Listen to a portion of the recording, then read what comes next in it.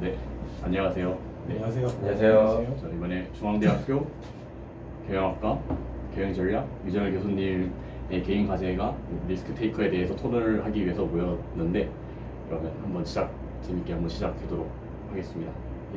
네. 네, 그럼 간단하게 자기소개부터 먼저 해주시면. 저는 28살, 현재 그냥 자세히 내가 그냥 하고 싶은 편하게 하시면. 이제 도시 공부를 좀 해갖고 회계사 현재 2차 공부를 하고 이후에 2개 남아서 쉬고 있습니다. 축하드립니다. 저도 회계사 공부했어. 네. 공부를 한참 더 해야 되니까. 그래서 뭐 그냥 친구가 불러서 이렇게 뭐 오늘 리스크 테이킹에 대해서 얘기를 하러 왔습니다. 안녕하세요. 성주대학교 정의공학과 4학년 재학 중인 안성규입니다. 네, 안녕하세요. 성주대학교 졸업생인 27살 장대필입니다. 네, 반갑습니다. 안녕하세요. 네. 안녕하세요. 숭실대 27살 광학공학과 백종래라고 합니다. 네, 반갑습니다. 네, 그러면은 이제 저희가 본격적으로 토론을 한번 해보도록 하겠습니다. 혹시 영상을 다들 보고 오셨을 텐데, 혹시 뭐 영상을 보셨든 아니면 그 전에 따로 알고 계셨든 뭐 리스크 테이커에 대해서 혹시 아시는 개념이 있다면 한 번씩 말씀해 주세요. 그 리스크 테이커라고 하는 거는 기본적으로 위험을 감수하고서 그 보상을 좀 바라는 그런 사람들을 의미하는 걸로 저는 알고 있습니다. 네. 네. 기본적인 마찬가지로 개념은 다 그 네. 정도는 다 알고 있고 네. 약간 이제 위험을 그냥 감수하는 거 아니고 약간 그렇지. 이제 분석을 하고 위험을 감수하는 거라고도 알고 있습니다. 네. 기본적으로 뭐 사업가 정신 이런 거랑 네. 관련되는 네, 부분이라고 네. 보는데 그런 말이 있었고. 조금 더 붙이자면은 뭔가 실패할 확률이 거의 없는, 그러니까 뭔가 도전을 하긴 하지만 그래도 그만큼 실패할 확률이 없는 걸 확인하고 나서 들어갈 수 있는 그런. 정래 씨는 어떻게 생각하세요? 리스크 테이커에 대해서. 저는 뭐 워낙 그쪽에 좀 관심이 많아가지고 제가 그쪽을 공부도 하고 있고 그래가지고 혹시 그럼 어떤 공부를 하고 계신가요? 아니 그런 이제 뭐 그런 뭐 전문적인 공부가 아니라 네. 일상적으로 일상적에서 배우는 아, 공부를 아, 저는 말을 했거든요. 네. 사실 뭐 쉽게 말하자면 그냥 뭐 간단한 예로 친구끼리 뭐 카드 게임 그렇죠. 어, 그럴 수도 네네네. 있고 뭐 합법적으로 뭐 약간 뭐 배팅 이런 것도 네. 그런 것도 이제 확률이니까 뭐그 정도는 뭐 그냥 일상에서 배우는 뭐 리스크 테이킹이죠. 무슨 말씀인지 네, 잘 네. 개인적인 데서. 그쵸, 네네네. 그쵸, 그쵸. 그런 것도 충분히 리스크니까 시작으로 추가할 그러면 다음 질문은 먼저 혹시 본인이 뭐 리스크를 감수하는 걸 좋아하는지 아니면 좀 리스크를 좀 회피하는 성향인지 한번 좀 뭐 가볍게 생각하는 걸 말씀해 주시면 좋고, 뭐 혹시나 그거에 덧붙여서 개인적으로 리스크를 감수한 경험이 있으시다면은 한번 좀 말씀해 주시면 네, 저는 뭐 개인적인 성향은 위험을 좀 감수하는 편인 것 같아요. 그러니까 뭐 일단 대학교 들어올 때 수업 기간도 길었고 들어와서도 공부를 하느라 대학교를 많이 안 다녔고 뭐 평소에도 보면은 뭐 이렇게 도박 싸움 있는 뭐 그런 놀이를 자주 하는 측면도 있고 저는 약간 그런 것 같습니다. 네, 저 같은 경우는 좀 굉장히 보수적이어서 최대한 위험을 피하려고 하는 스타일입니다. 투자 같은 것도 거의 이제 아직 사회생활도 안 하다 보니까 해본 적도 별로 없고 주변 사람들 투자 실패한 경험도 많이 들어서 좀 이렇게 보수적이라고 생각하고 리스크 테이커 좀 위험하지 않나? 라는 생각을 갖고 있습니다. 저도 비슷하게 생각하는 게, 저도 뭐 사회적 경험이 많은 건 아니지만 친구들끼리 뭐 그런 개인적인 일에 있어서도 도박은 사실 잘 안 하려고 하는 편이고, 그리고 뭐 취업을 하는 데 있어서 제가 좀 안정적인 직장을 갖고 싶어 하는 것도 어떻게 보면 리스크 테이커 별로 하고 싶지 않은데, 그런 거 서로가 하는 거 보면은 좀 안정적인 거를 되게 추구하지 않나 생각합니다. 저 입장에서는 일단 확률이 어느 정도 확보가 된다면은 충분히 도전해볼 만한 가치에 대해서 저는 그쪽을 좀 선호하는 편입니다. 각자 뭐 개인 성향에 따라 다양한 말씀들을 해주셔서 재밌네요. 네. 그러면 다음 질문을 드리고 싶은 게, 혹시 뭐 리스크를 감수를 뭐 어찌됐든 간에 살다 보면은 뭐 리스크를 감수할 수밖에 없는 일들을 겪잖아요.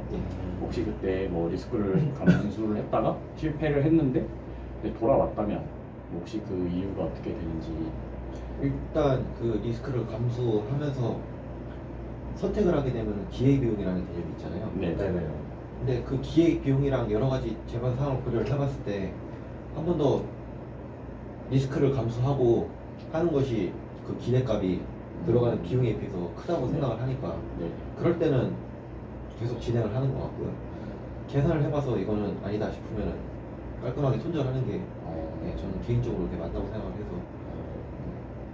공부하는 기간에도 그랬고 뭐 평소에 사소한 것 부분도 다 그런 것 같아요. 네. 저는 약간 리스크 테이크가 이제 창업이나 기업 약간 임원이나 주주 입장으로 얘기하는 줄 알았는데요. 개인적으로 이렇게 리스크 테이크 했다 그런 건 딱히 전 없는 네. 말씀인데 한번 생각해보고 있을게요. 네. 대필 씨는? 저도 개인적으로 그런 거에 대해서 경험한 적은 없는 것 같은데 좀 간접적인 경험을 TV에서 했던 게 좀 요새 유퀴즈 온 더 블랙이라는 네. 프로그램 있잖아요. 어디서? 거기서 네. 한 번 맞추면은 100만 원으로 알고 있고 만약에 거기서 한 번 더 도전을 해서 맞추게 되면 200만 원이고 그만두게 되면 100만 원이고 하죠. 이게 또 어떻게 보면은 기회 비용 그런 걸 생각을 해서 좀 이렇게 시청자들에게 좀 그런 즐거움 어떻게 보면 좀 다른 상품을 사갈 수도 있긴 하지만 그런 100만 원을 손해 볼 수도 있는 거고 어떻게 보면 또 200만 원 살 수도 있는 거고 그런 선택적인 것도 어떻게 보면은 조그마한 의미에서 리스크 테이킹의 개념을 가지고 있나.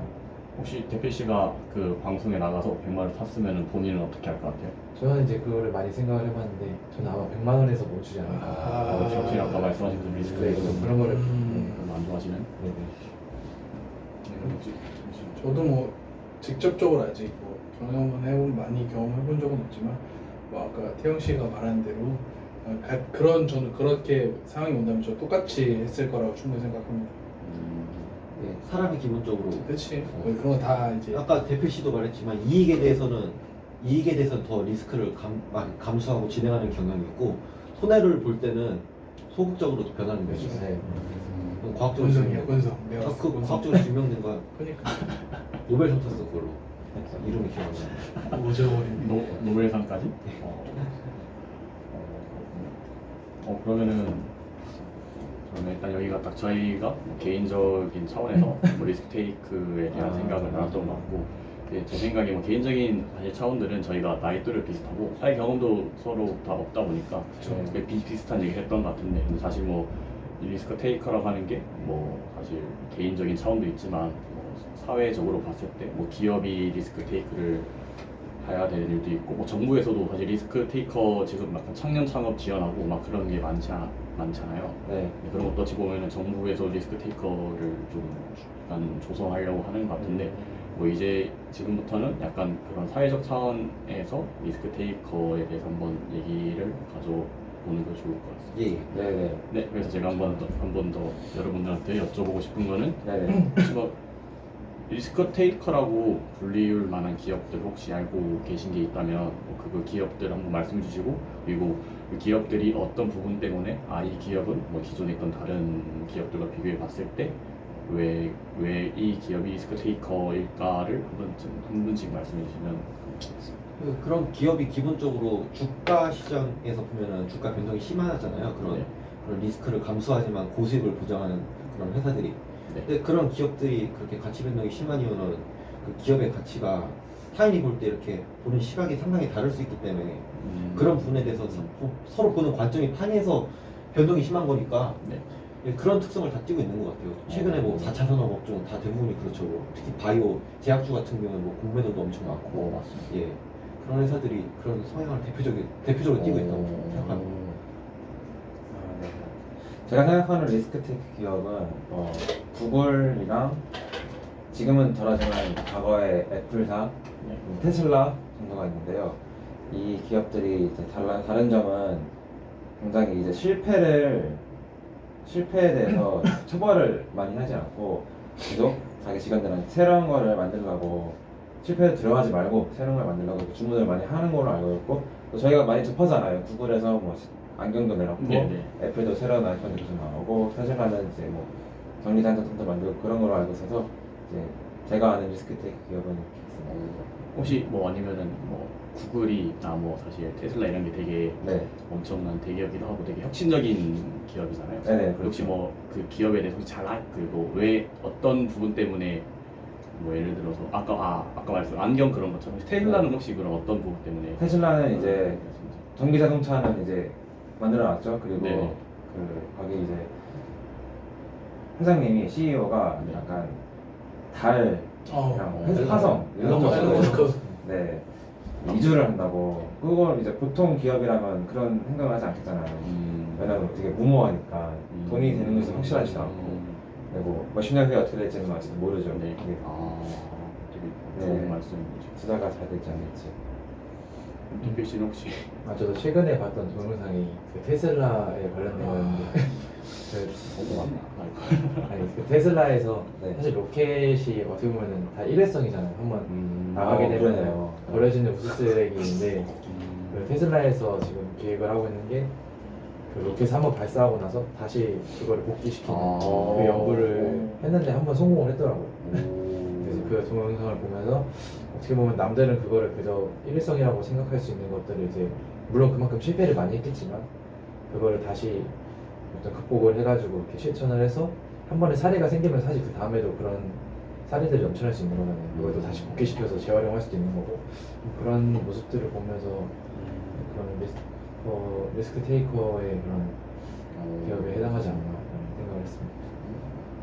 혹시 저는 생각하시는 그러니까 기업의 입장에서는 전부 다 저는 사실 뭐 사소하거나 좀 더 크게 봐도 다 리스크 테이킹 전부 다 맞아요. 모든 기업이 네, 사실 네, 다 맞아요. 그렇게 생각하죠. 어떻게 이익을 진짜 태영 씨 말대로 이익을 얻기 위해서는 이렇게 뭐 이미 시장이 이미 어느 정도 다 자리가 잡았잖아요. 이걸 네. 파고들기 위해서는 어떻게든 승부수를 자기는 던져야 되고 이게 파이를 저도 먹기 위해서는 어떤 승부수를 던져서 여기를 들어가기 위해서 그 큰 위험을 가지고 있다고 생각을 하는데 뭐 모든 기업이 그렇듯 뭐 대표적으로 그 핀란드의 노키아 같은 회사도 안정적으로 그 시장을 점유하고 있었고 핸드폰에서 이렇게 무너지지 않을 회사라고 모두 생각했지만 아예 산업 판도가 바뀌면서 그냥 사장돼 버렸잖아요. 아니죠. 리스크테이크는 안 하다. 그것처럼 안정적으로 생각되는 그런 분야도 그 저변에 깔려 있는 것은 이렇게 리스크를 항상 이렇게 내재하고 있다고 이렇게 말할 수 있죠. 이제 정액치 말은 이제 아니다. 모든 기업은 리스크테이커다. 그러니까 대표적인 그러니까 아니다. 그러니까 어떤 기업은 리스크테이커가 아니다. 라고 말하시는 아니 이게 이거에 관한 거 얘기죠.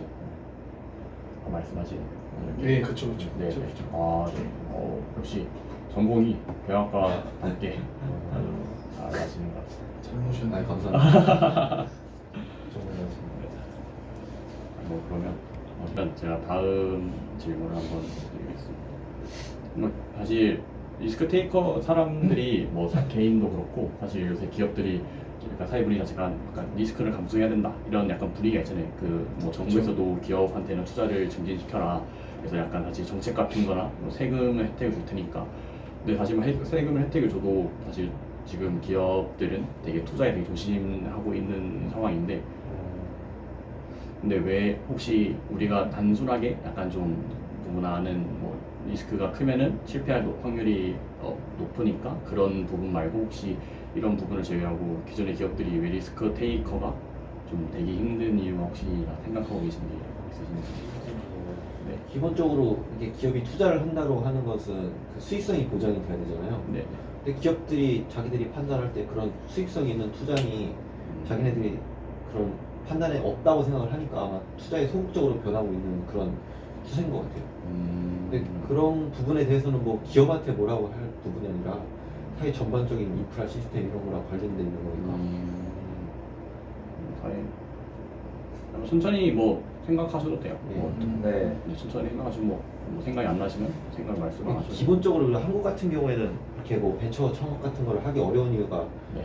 해서 잘 돼도 기본적으로 기업 구조 자체가 대기업이 일단 1차 밴도고 그 위에 하청들이 다 이렇게 그러네요. 예, 그런 네. 관료 대신 성격을 약간 띠는 산업 구조잖아요. 네. 그러니까 그런 토양에서 자기가 벤처를 일으켜서 그걸 한 번에 뚫고서 자기가 그 최정점까지 올라간다고 하는 게 거의 약간 불가능한 구조이기 때문에 미국 같은 경우랑 좀 비교하면은 그런 부분에서 자율성이 좀 많이 떨어진다고 이렇게 생각합니다. 그런 산업 구조, 예, 그런 미국과 부분도 한국의 있고, 산업 구조의 예. 차이 때문에 이렇게 한국 기업은 사실 제조업 위주니까 예. 그래서 그런 부분 때문에 한국이 아무래도 리스크 테이킹 하기에는 좋지 않은 예. 환경이다 그런 생각이 맞는 말씀이었습니다. 제가 생각했을 때는 다른 관점으로 사실 기업마다 R&D를 안 하는 기업들은 없잖아요. 근데 지금 어떤 기술에서 어느 정도 다 발전이, 물론 항상 어느 시대가 생각하든 다 어느 정도 발전이 됐다고 생각을 하잖아요. 이 이상은 더 안 나올 것 같다. 네. 그렇기 때문에 진짜 정말 획기적인 아이디어가 아닌 이상은 기업에서도 그런 자기가 연구한 거에 대해서 발표를 잘 안 내놓고 있다고 생각을 해요. 그게 또 그만큼 사회적으로 이슈가 되고 뉴스로 나왔을 때 그게 확실한 카드가 돼야지 그것도 기업의 그런 주가가 올라가고 어떤 안정성이 보장되는 건데, 그게 자신들이 내놓았을 때 어떤 기업들이 다 모방을 해서 더 뛰어넘을 수도 있는 거고 자기들도 아직 기반이 갖춰져 있지 않기 때문에 뭔가 그런 거에 대해서는 리스크를 감수하지 않고 좀 숨기고 좀 뭔가 좀 그냥 기반이 다져진 좀 더 확실한 카드를 그냥 그런 형태로 가는 게 아닌가 이렇게 생각을 하고 있습니다. 그러니까 대표씨 말씀은 뭐 기업들이 좀 아니 아이템은 좀 괜찮은 아이템을 가지고 있지만 뭐 지금 약간 사회 분위기가 뭐 그렇게 조성이 안 됐기 때문에 약간 숨기고 있다는 말씀. 굳이 그럴 같다는 데 뭐 그리고 삼성이 약간 그래도 뭐 이미 차세대 먹거리 다 준비해놨다고 있는데 그게 약간 좀 이슈가 지금 뭐 반도체가 있다가 반도체가 사실 뭐 산업 사이클에 따라서 저물 수도 있잖아요. 예. 그때를 대비해서 뭐 준비하는 아이템이 뭐 있다고 좀 들은 것 같아가지고 혹시 그런 제가 생각하기에는 저는 이제 제가 화공과다 보니까 제가 좀 제 전공의 쪽에서 바라봤을 때 시장 자체가 약간 위축이 됐을 때 기업들이 만약에 거기에 대해서 위험 감수를 하고도 이렇게 뭐 시장에 진출을 했는데 만약에 여기서 좀 타격이 이게 시장이 활성화가 안 되고 그다음에 뭐 타격을 많이 입거나 만약에 자기가 진출한 분야가 약간 좀 많이 흔들리게 되면 기업의 입장에서 많이 좀 타격이 심하게 받는단 말이에요. 그래서 그렇게 되면 이제 기업 입장에서 그걸 이제 회복하는데도 많은 시간이 걸리더라고요. 그래서 뭐 예를 들면 두산 같은 경우에도 해양 플랜트 이쪽에 네네. 좀 이렇게 좀 발을 담갔다가 좀 약간 네, 많이 힘들어. 예, 좀 네. 많이 힘들어 하더라고요. 그래서 이게 한번 이제 좀 알을 담갔을 때 어느 정도 이제 위험에 대한 좀 약간 뭐라 해야 되지? 복구가 가능한 위험이 있다면은 좀 그렇게 되면 좀 활성화가 될 것 같다고 생각합니다. 그러니까 한번 실패를 하면은 대한민국에서는 돌아올 수가 없다. 경제적으로 파산 선고당하고 이러면 사형 선고당한 거랑 똑같은 상황이 맞죠, 오는데 사실. 네, 그런 부분에서 말씀하시는 거예요. 근데 법이랑 제도 문제가 제일 크죠. 그러니까 네. 아무래도 한국 같은 경우에는 아까 말한 부분도 그렇고 기본적으로 특허 제도부터 시작해서 대기업들이 너무 독식하는 그런 풍토가 강하니까 그거를 자기가 창업을 해서 이런 아이템을 갖고 기업을 일으켜서 그걸 보장을 받고 보호를 받기가 어려운 구조라서 네, 그 셀트리온 세운 그 서정진 회장도 네네네. 예, 그 동영상 같은데 보면은 정말 다사다난하더라고요. 삼성한테도 많이 공격도 받고 주식시장에서 많이 공격도 받고 예, 그런 기업이 많이 나오기는 힘든 풍토니까 그런 기업이 이렇게 각광받는 것 같아요. 그러면 이렇게 말씀해 주셨으니까 혹시 그러면 한국이 사실 아까 말씀하신 것처럼 실패에 대해서 되게 엄격하다고 저는 네, 생각을 그렇죠. 하거든요. 실패를 하면은 이 사람에게 뭐 재도전을 주기보다는 네. 너는 실패자라고 낙인을 찍고 그다음에 낙인을 찍어서 너는 실패자니까 그냥 솔직히 속된 말로 좀 짜져 있어라 약간 이런 느낌이 저는 강하다 생각을 해서 그런데 혹시 그럼 왜 한국에서는 아니 미국은 사실 이렇게 똑같은 상황에서 재도전할 수 있는 기회도 많이 주고 그런데 네. 혹시 왜 유독 한국에서는 왜 우리 같은 사람들도 이렇게 공감대를 형성을 하고 있고 그 원인이 뭐고 혹시 그런 그 원인을 넘어서 이렇게 이런 풍토를 바꾸기 위해서는 우리가 뭐 어떤 부분이 필요한지에 대해서 한번 말씀해 주시죠. 아까 그런 뭐 제도적인 부분은 이미 뭐 말씀드렸고 제 생각에는 그 국민성 차이도 좀 있는 것 같아요. 아무래도 그쪽은 이제 뭐 미국도 뭐 아메리카 개척하면서 네, 개척문화죠. 네. 개척문화고 네. 한국은 농사를 지은 나라잖아요. 어. 기본적으로 농사는 안정성을 추구하고 일본도 그렇고 그러니까 유럽 문화권이나 서구 문화권이나 동양 문화권은 좀 차이가 있다고 생각을 해요. 근데 그거 뭐 다 장단점이 있는 거니까. 근데 네네. 그런 서구식 그런 기업 풍토를 조금 장점만 본받으려고 한다면은 아무래도 결론적으로는 다시 말해서 그런 제도적인 문제를 좀 보완을 하면 되지 않을까. 문화적인 예. 차이가 예. 약간 이런 결과를 예. 좀 말씀을 완전히 똑같이 따라가지는 네네. 못할 거라고 생각해요. 아, 충분히 그러실 것 같아요. 저는 이제 기업 구조에서 오는 차이도 있다고 생각합니다. 이제 미국 같은 경우에 보면은 이사진 중심의 그런 회의를 통한 안건을 내는데 한국은 회장 중심이잖아요. 회장이 뭐 하라 그러면 하고 이러니까 이제 그 차이에서 오는 문제도 있다고 생각합니다. 이제 질책을 다 같이 아이디어를 내서 하면은 책임도 다 같이 지고 뭐 같이 이제 그걸 메꾸게 일을 할 텐데 회장 중심이다 보니까 질책을 하고 문책을 당하는 부분이 있다고 생각합니다. 뭐 한국 사회가 약간 기업이 약간 재벌이라고 하는 말이 따로 생겼잖아요. 영어로도. 네. 영어로 우리나라 뭐 일본도 그렇고 우리나라가 있는데 근데 확실히 이제 말씀 저도 들어보는 거 되게 좋은 말씀인 것 같습니다. 경막을 쳐야 돼. 사회적으로 경막을 쳐서 신범을 할 수 없죠. 아 그런 경영진과 그런 소유하는 사람과 그런 그렇게 하면 거꾸로 아닌가요? 텃밭, 그러니까 새로운 텃밭을 만드는 거에 대해서는 네. 기존에 잘 먹고 잘 사는 기업들이 터치를 하지 못하고 이렇게 그런 제도적인 제도적인 사업을 기존에 할 네, 때 정부 차원에서 네. 약간 좀 규제 같은 거를 네, 규제를 하고 네, 네.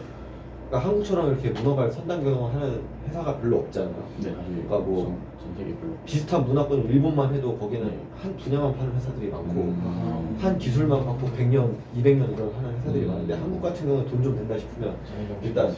뛰어들어서 거기다가 이렇게 대기업들이 다 자기들이 어. 걷어오려고 하는 습성이 있으니까 그런 부분에 대해서는 제도적으로 제재를 가할 필요가 있다고 생각해요. 네. 그리고 이제 제도도 중요하고 좀 교육적인 측면도 좀 있는 것 같아요. 그러니까 어떻게 보면 대기업에서 그런 후계자 교육이라 하잖아요. 그러니까 사실 CEO가 되려면 어떤 많은 교육이 되게 많이 필요하다고 생각을 하는데 어떤 저희 나라에서 창업자들은 사실 성공하는 사람들의 경우만 공부를 하고 그거를 보고서 그거를 따라가려고 하잖아요. 근데 그거에 대해서 누가 알려주는 것도 아니고 근데 사실 원래는 실패하지 않기 위해서는 실패한 경우를 먼저 교육을 하고서 그거를 되풀이하지 않기 위해서 그런 걸 다져가야 되는데 저희 나라 같은 경우는 일단 자본만 있으면은 무조건 뛰어야 되잖아요. 그런 시장에서 어떤 뭐 예를 들어서 뭐 흑당이 요새 유행한다 치면은 물론 그 맨 처음에 뛰어든 기업은 잘 됐겠지만 지금 모방 기업만 해도 엄청 많이 생겼잖아요. 그런 것처럼 그런 것도 나중 되면은 또 결국에는 뭐 망할 수도 있는 거고 근데 그런 거에 대해서 일단 자본만 있으면 그런 뛰어들게 되는 그런 어떤 뭐랄까 그런 사람들의 그런 생각 마인드 그런 것들을 좀 교육적으로 좀 뭔가 바꿔서 좀 그런 게 되풀이되지 않도록 좀 그런 시스템이 마련돼야 되지 않을까. 뭐 제도적인 것도 당연한데 문화적인 거나 아니면 교육적인 거를 통해서 조금 바꿀 수 있지 않나라는 말씀이신 거죠. 네. 앞에서 내 앞에서 다 너무 말씀하셔가지고 좋은 얘기를 하셔가지고 얘는 뭐 제시권 들어갈 틀린 얘기가 다 말씀 이렇게 반대로 해야 말씀 많이 하시죠. 그러면 되게 좋은 말 저도 뭐 알아봤는데 다 좋은 말씀들도 해주셔가지고 그러면 제가 그래서 요새 네. 약간 청년 창업들이 되게 정부에서도 그렇고 저희 또래에서도 사실 제가 생각하기엔 크게 세 부류가 있는 것 같아요. 뭐 공무원, 공기업, 그렇죠. 대기업 이런 사실 대학교 나온 친구들은 다 가고 싶어 하고 그리고 그쪽으로 가야 약간 사회적으로 인정을 받고 적어도 솔직히 남들한테 꿀리지 않는다는 그런 인식이 사실 다 갖고 있잖아요. 근데 이런 분들도 계시지만 아니면 그것과는 반대로 약간 청년 창업이 요새 되게 정부에서 되게 밀어주는 것도 있고 하니까 청년 창업하시는 분들이 되게 많은데 근데 이런 분들이 제 생각에 뭐 저희 일반적인 뭐 대기업, 공기업, 공무원 이런 분들도 약간 뭐 개인적으로는 다 리스크 테이커라고 할 수 있겠지만 사실 적어도 커리어 쪽으로는 리스크 테이커라고 저는 그렇게 생각하는 편은 아니거든요. 그런데 뭐 사실 청년 창업하시는 분들은 리스크 테이커라고 볼 수 있을 텐데 근데 사실 뭐 정부 차원에서 지원을 많이 한다고 하는데 혹시 뭐 사실 이런 게 더 붐이 될수록 사회가 더 발전하고 약간 좀 혁신적인 사회가 되는 그러니까. 그리고 혹시 여러분들이 공무원이라면 뭐 청년 창업을 약간 좀 활성화시키기 위해서 뭐 어떤 정책이나 방안을 마련하실 것 같은지에 대해서 좀 이번에 정례 씨부터. 아까 태영 씨가 말하는 거에서 약간 영감을 얻었는데 아까 뭐 이제 뭐 대기업들이 뭐 좀 분반된다 하면은 다 좀 뛰어든다고 네, 말씀하시잖아요. 거기서 좀 약간 착안을 해봤는데 저도 아까 뭐 이렇게 제도적으로 뭐 장치가 있다면은 뭐 약간 유망한 아이템들 있잖아요. 거기 있어서는 뭐 대기업들이 뭐 쉽게 들어오지 못하도록 뭐 업종 제한을 하고 그렇죠. 그러니까 약간 확장을 아예 못 나게. 네. 아예 사업자 예. 자체를 보시기. 예. 저는 그렇게 생각합니다. 대표 씨는 그걸 어떻게 혹시 뭐 생각하시는 게 있으신가요? 네, 아니 뭐 없으시면 네네네 다음에 정례 씨가 말한 부분처럼 그런 부분이 보완이 되면 그 굳이 정부에서 자금을 끌어다가 퍼주는 식으로 운용을 안 해도 그 부분에 대해서 그 돈 있는 사람들 자본가들이 그 부분에 유망한데 자기네들이 진출을 못한다고 생각을 하면은 출자자로 바뀔 거 아니에요? 아 그렇죠. 예, 미국은 그런 식이잖아요. 아 그 유튜브 만드는 사람들도 제가 알기로는 다 거기 출자를 받아. 예, 그러니까 다 떼어서 나온 사람들이더라고요. 아, 그러니까 네네. 그 구글이었나 어디에서 거기서 나와갖고 독립해서 유튜브를 만들고 뭐 그렇더라고요. 보니까. 그러니까 자기가 그 부분을 가지는 않아도 이 사람한테 투자를 해서 내가 투자자의 개념으로는 개입을 할 수 있으니까 그런 부분에 대해서 딱 그 업종 제한을 하고 칸막이를 쳐버리면은 오히려 출자 문제도 한 번에 해결할 수 있는 그런 실마리가 되지 않을까 생각합니다. 아 그러니까 뭐 직접 예. 사업에 참여하기 공적 자금을 투입하지 않아도. 네, 아 예. 그거 되게 좋은 예. 아이디어 같습니다. 그러니까 뭐 한번 제가 더 좋아서 한번 말씀드리면은 뭐 일단 규제를 통해서 그 대기업이나 이런 자본이 많은 쪽에서 출자를 못하게 그 출자가 아니라 직접 사업을 하는 게 아니라 예. 그 이렇게 아이디어를 가지고 있는 사람을 출자를 해서 그 사람들이 약간 서포트해줄 수 예, 있는 그런. 서포트하는. 근데 그렇게 되면 결국 그런 큰 회사가 뭐 투자한 회사를 먹게 되는 개념이 되지 않을까 싶어가지고 저는. 아 근데 뭐 그런 부분에 대해서는 보통 이제 그런 거기에서 법인을 만든 사람이 투자를 받을 수도 있는 거고 그냥 그거를 강제로 받는 거 아니니까. 그러니까 자기가 그 부분에 생각을 해갖고 균형과 견제를 맞춰서 여기서도 자금을 끌어다오고 저기서도 자금을 끌어다오고 할 수 있는 거니까 대부분은 다 그런 식이니까. 한국처럼 막 이렇게 지저분하게 지금 구조가 되지 않아요. 외국은. 지저분하죠. 그런 경우가 많더라고요. 청년 창업을 해서 크게 성공을 했는데 이제 기업을 경영한 경험은 없다 보니까 그렇죠. 그리고 기업인들을 고용하고 이제 기업인들이 그 회사를 사가는 그게 자본주의 잡아주고 네. 아이디어는 그 청년 창업 하시는 분들이 좋은 아이디어를 냈는데 네, 사실 뭐 그런 기업 회사를 이제 직접적으로 운영하다 보니까 운영하는 거는 또 다른 문제니까 아이디어를 해서 사업. 맞아. 꼭 그 사람이 운영할 필요는 없는 거니까 네. 더 효율적이고 더 좋은 회사로 전문적인 경영을 써서 잘 풀릴 수도 있는 거고. 그렇군요. 요즘에는 대기업 되게 좋은 말을 계속해서 좀. 근데 사실 뭐 아까 뭐 우리가 말했던 것처럼 뭐 정부 사실 뭐지 청년 창업을 정부에서 지원하면 아무래도 무조건 정부 지원금이 들어가잖아요. 근데 사실 사람이다 보면은 뭐 도덕적 K, 뭐 모럴 해저드가 발생할 수밖에 없다고 생각하는데, 근데 모럴 해저드가 발생을 한다 쳤을 때 사실 이거를 사실 뭐 당연히 사람이니까 그럴 수 있다고 넘겨야 할지 아니면은 뭐 이거는 무조건 뭐 원아웃으로 날려버린다. 뭐 사실 이거는 각자 사람마다 생각이 다 다른 거니까 정답도 없고. 그래서 혹시 뭐 만약에 정부 지원을 받았을 때 모럴 해저드가 발생했을 때 이걸 사전에 방지해야 하는지 아니면은 그 규제 정도는 어느 정도까지가 약간 합리적이라고 생각하는지에 대해서 한번 말씀해 보면 좋을 것 같습니다. 뭐 먼저 말씀. 그렇죠. 아니 뭐 그런 부분이 있으면은 그 기본적으로 정부에서 이렇게 자금을 출자한다는 건 세금을 하는 거 아니에요? 네 맞습니다. 그런 부분에서 자금을 마음대로 이용을 한다고 하는 거는 일종의 범죄잖아요. 또 매 국가의 자금을 가지고 개인적으로 사용하는 거는 굉장히 큰 범죄인데 그런 부분을 개선하고 견제를 하기 위해서는 아무래도 한 개인이 그거를 자금을 운용하는 권한을 줘서는 안 될 것 같아요. 그리고 그거를 좀 여러 사람의 중지를 모아갖고 같이 할 수 있는 그런 시스템을 일단 만드는 게 기본이고, 그런 부분에 대해서 만약에 그럼에도 불구하고 그런 범죄가 일어났다고 하면 과중처벌하고 중차대한 문제로 범법행위를 처벌하는 게 맞다고 생각합니다. 저도 이제 뭐 창업이나 리스크를 감수해서 손해가 났을 때 정부에서 어느 정도 이제 한두 번 정도는 그거를 막아주려고 노력을 하는 지원금은 괜찮다고 보는데 이제 그런 시스템이 만들어지는 건 좋지만 아예 이제 뭐 부도났는데 처벌을 안 받는다 아니면 그냥 뭐 보상금도 안 된다 그런 경우는 있을 수 없다고 생각합니다. 바로 이제 원아웃으로 네, 워낙 처벌을 강하게 해야 하는 된다고 네. 생각해요.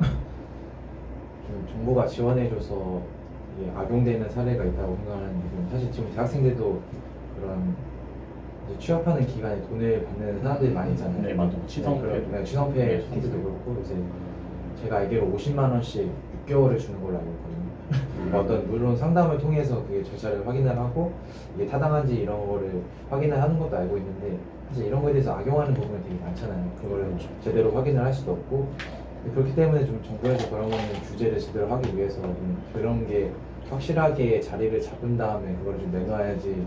그렇지 않으면 좀 이렇게 대학생들이 그런 것들을 악용하는 사례가 많아지듯 사실 대학생들은 사업자도 아니고 그냥 조그마한 학생이잖아요. 근데 그렇죠. 사업자들 경우에는 그런 가지고 그걸 운영하는 돈이 엄청 단위가 클 텐데 그 단위들이 점점 커지면 사실 국가 입장에서도 되게 큰 손해가 될 수도 있는 거고 국가에 세금을 내는 그런 개인 입장에서도 좋게 볼 수는 없기 때문에 그런 거는 좀 제대로 된 규제가 필요하지 않나 라는 생각을 해요.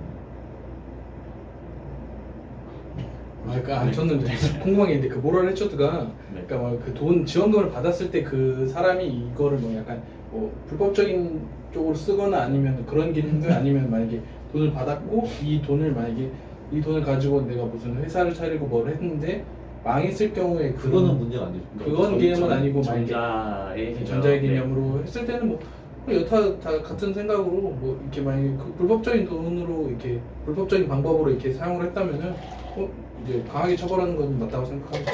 그러니까 네 분 다 공통적으로 이게 뭐 당연히 정부 지원금을 받으면 좋은데 불법적으로 사용을 한다면은 되게 단호하게 나가야 된다는. 이게 저는 더 개인적으로는 아예 정부 지원금을 없애야 된다고 생각해요. 개인적으로 자본주의 네네. 신분자기 때문에. 네네네. 네. 충분히. 아니 그 옛날에 60, 70년대 군사정부 시절에는 정부가 기업보다 똑똑하니까 나라에서 개입을 해서 관에서 주도를 해서 경제를 일으킬 수 있어요. 근데 지금 솔직히 정부가 기업보다 똑똑하냐고 물어본다면 저는 아니라고 생각해요.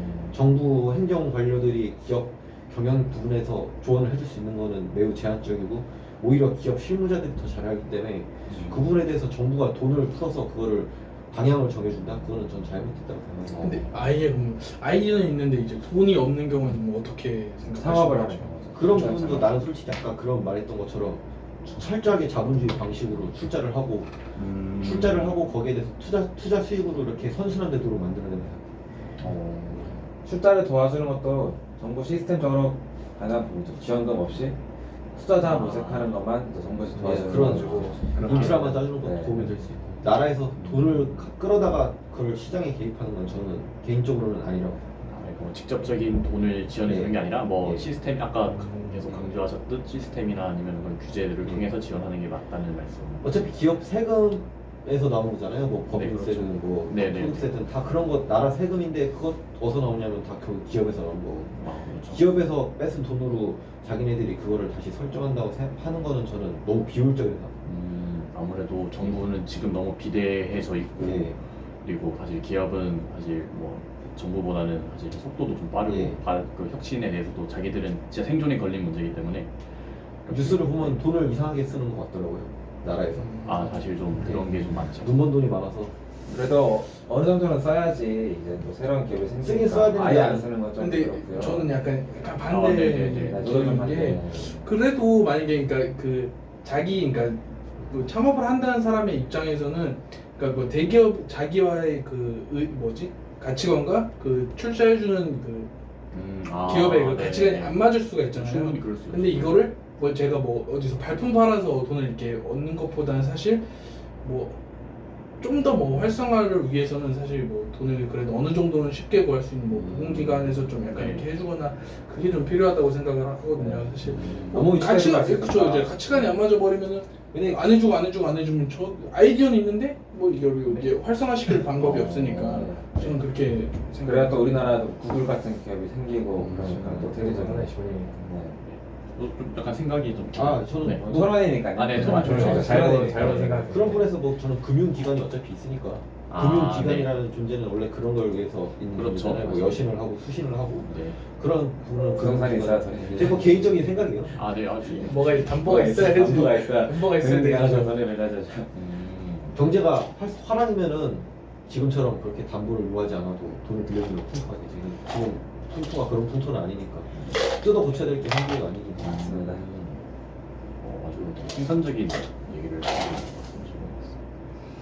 그러면 저희가 그리고 이거는 저희가 좀 제 생각이 저희가 만난 것 중에 제일 중요한 일을 해야 될 것 같은데, 여기서 언급한 청년 창업들 같은 리스크 테이커뿐만 아니라 사실 사회 전반적으로 리스크 테이커가 자연스럽게 되기 위해서는 사실 사회 전반적인, 그러니까 정부는 당연한 거고, 아니면 우리가 배우는 교육이나 사회 저변의 모든 것들이 있잖아요. 대학 교육을 넘어서서 초, 중, 고 아니면 유치원들까지 어릴 때부터 사실 리스크 테이커에 대한 교육은 솔직히 저는 안 받은 것 같아요. 그냥 저 같은 경우에는 초, 중고 때부터 그냥 국영수 가서 좋은 대학을 가야 돼 이것만 배우고, 그다음에 대학에 와서도 저도 다른 원래 시험을 저도 원래 회사 공부를 하다가 공무원 시험을 봐서 지금은 이제 공무원이 됐는데, 근데 사실 리스크 테이커라고 하는 개념을 이번 수업을 통해서 저는 제대로 한번 진지하게 생각해 봤는데,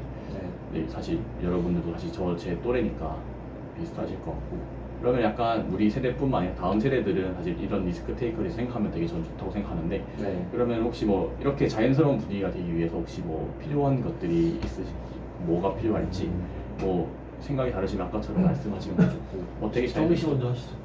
먼저 해주세요.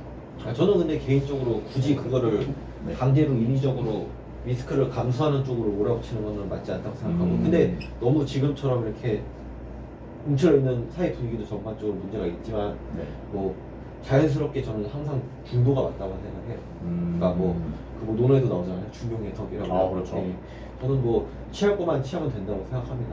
그런 식으로 사람들이 다 창업만 하는 것도 좋을 수는 없는 게, 그 규모의 경제라는 게 있잖아요. 네. 그런 우수한 인력들이 대기업에 들어가서 그 회사들이 능력 있고 그런 인재들을 적재적소에 쓰고 규모의 경제를 일으켜서 다른 외부의 기업들과 이렇게 경쟁해서 이기는 그런 모습도 있기 때문에, 그런 부분은 항상 균형을 유지할 필요가 있지, 이렇게 강제로 사람들한테 위험을 감수하라, 이거는 좀 문제가 있다고 생각합니다. 항상 그래서 저는 균형이 맞다고. 균형 예. 있는 그런 강제로 주의시킬 필요도 예. 없고, 리스크를 굳이 예. 회피하게끔 할 필요도 없고, 예. 리스크를 강제로 감수하게 할 필요도 없고, 예. 딱 중간 정도로 하는 게 좋으신 것 같다는 예. 말씀이신 거죠.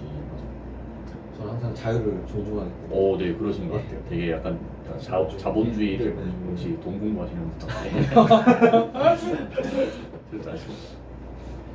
저는 이제 기업이나 창업에서 리스크 테이커 없이는 무조건 리스크가 찾아올 거라 생각을 하고요. 또 기아 얘처럼 그렇죠. 리스크 테이커는 저는 반대로 무조건 필요하다고 봅니다. 새로운 투자를 해야겠죠. 네, 리스크 테이크를 잘하기 위한 분위기로서는 되게 좀 모르겠네요. 어떻게 이거를 교육을 한다? 교육 차원을 넘어서 전반적인 대한민국의 분위기가 바뀌어야 할 것 같아요. 그 분위기 바뀌는 거는 너무 어렵죠, 근데 문제가. 네, 엄청 네, 다른 분들의 아이디어 한번 들어보겠습니다. 그거를 이렇게 넘겨버리시면. 근데 좀 더 생각하실 시간 필요하시면 제 개인적인 생각으로 네, 좋습니다. 좋습니다. 순환이니까. 굳이 이렇게 서양의 그런 기업 문화를 한국이 쫓아갈 필요는 없다고 생각해요. 한국은 이렇게 한국 기업들도 물론 전 세계적으로 능력 있고 그런 식으로 인정받는 기업들도 많지만, 한국보다는 기본적으로 일본이 자본주의에서는 더 먼저 발전했고 역사도 깊잖아요. 근데 80년대 일본 기업들이 말 그대로 미국 기업이나 서양 유럽 기업들을 압살했거든요. 그렇죠. 예, 뭐 주식 가치나 뭐 네. 그런 기술적인 부분에서. 근데 그 일본의 그런 기업 풍토가 과연 그러면 그런 식으로 리스크를 감수하고 도전적으로 막 무모하게 들이미는 스타일이냐? 그건 아니잖아요. 그렇죠. 일본도 약간, 약간 관료제 성격이 있지만 나름대로 거기서 합리성을 찾아가는 그런 스타일인데 음. 굳이 한국의 그런 동양적인 풍토를 이렇게 억지로 바꿀 필요는 없는 것 같습니다.